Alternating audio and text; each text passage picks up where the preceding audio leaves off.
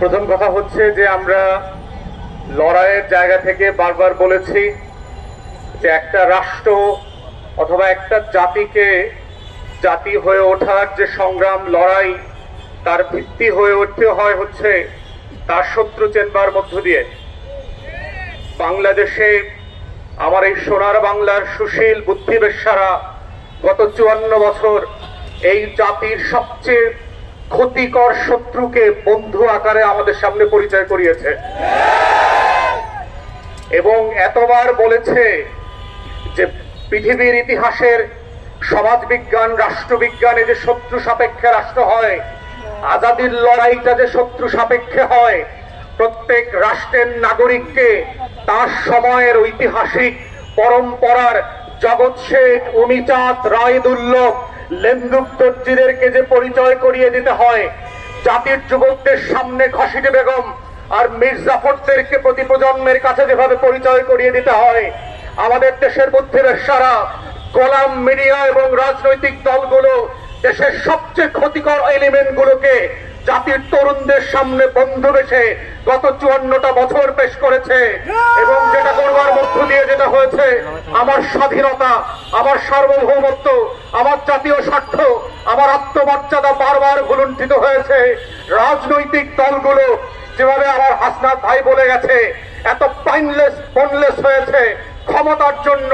ফকির মিসকিন বস্তির ছেলেরা আজকে বড় বড় রাজনৈতিক দলের নেতা হয়েছে, ওর নাম পরিচয় নাই, ওদের শিক্ষা দীক্ষা নাই, যারা শত্রু চেনে না, যারা আজাদির লড়াই বোঝে না, যারা হাজার বছরের ইতিহাসের স্বাধীনতা সার্বভৌমত্ব বোঝে না, ওই সকল ক্লাউন গোলামরা আজকে বাংলাদেশের রাজনৈতিক দলের নেতা এবং তারাই প্রত্যেক পাড়ায় মহল্লায় এলাকাবাসীর কাছে ভোট চেয়ে বেড়াচ্ছে।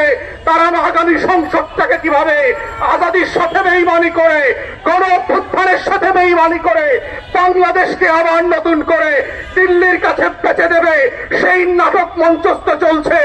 আমাদের বক্তব্য খুব পরিষ্কার, বাংলাদেশ 5ই আগস্টের অতীতে ফিরে যাবে না।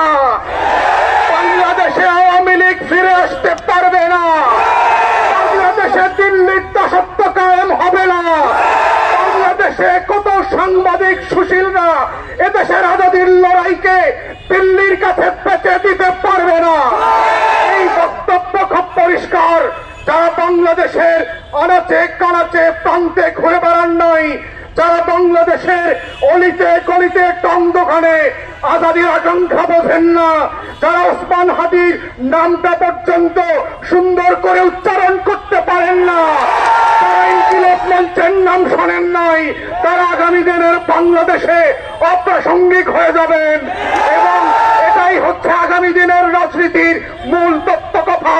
এটাই হচ্ছে আজাদির বাংলাদেশ, এটাই হচ্ছে বাংলাদেশ 2 এবং সেই বাংলাদেশ 2 লড়াইতে একটা দুইটা বুলেট না, লক্ষ বুলেট দিয়েও এই আজাদির লড়াই বন্ধ করা যাবে না। গণহত্যা হয়েছে, 1,64,000 বুলেট মেরেছিলেন। আওয়ামী লীগ ক্ষমতায় থাকতে পারে নাই। বিরোধী দলের 15,000 নেতা কর্মীকে গুম খুন করেছেন, আওয়ামী লীগ ক্ষমতায় থাকতে পারে নাই। পিলখানায় গণহত্যা করেছেন, আমার 57 জন সেনা কর্মকর্তাকে শহীদ করেছেন। দিল্লির আধিপত্য টিকে থাকে নাই, নির্বাচন ব্যবস্থা ধ্বংস করে দিয়েছেন। 16 বছর ধরে গোলাম গণমাধ্যম দিয়ে বাংলাদেশের আজাদির বিপক্ষে প্রত্যেক দিন তথ্য সন্ত্রাস করেছেন। আওয়ামী লীগ ক্ষমতায় থাকতে পারে নাই।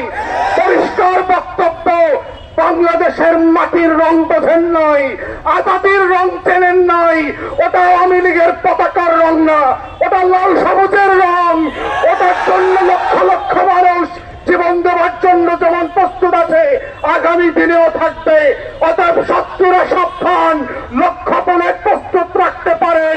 আমরাও লাল সবুজের পতাকা বুকে পেঁচিয়ে দিয়ে বাংলার আনাচে কানাচে আমার স্বাধীনতা আজাদির লড়াই চালিয়ে যাব।